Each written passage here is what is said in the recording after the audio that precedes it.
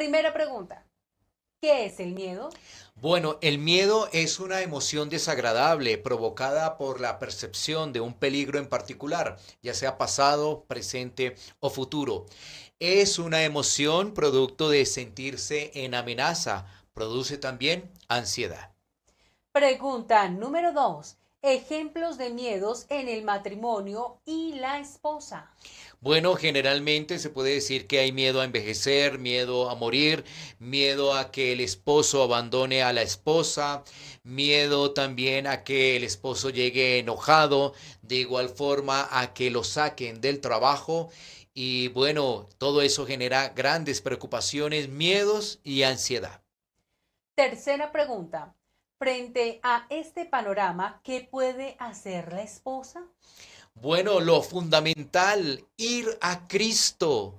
La esposa necesita de Cristo, el esposo necesita de Cristo, todos necesitamos de Cristo. Y estando en el Señor, esa persona va a ir a la palabra de Dios y va a tener presente el consejo sabio de Dios para tomar decisiones, para reconocer el poder de Dios y confiar en Él, para temer al Señor y deleitarse en su palabra, para buscar constantemente del Señor y para vencer el temor con el amor. Así es. Cuarta pregunta, de forma práctica, ¿cómo responde la esposa frente a ese miedo?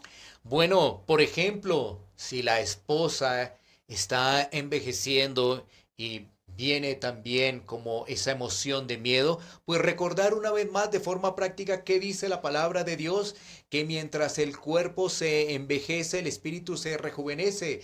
Si obviamente hay problemas económicos y eso causa ansiedad, entonces todos los que están cargados y trabajados, echen esas cargas en el Señor. Pero si el problema es de marca mayor y es sobre dónde se pasará la eternidad, ese miedo de dónde se pasará la eternidad, pues reconocer a Cristo como Señor y Salvador, confiar en Él y vivir para Él.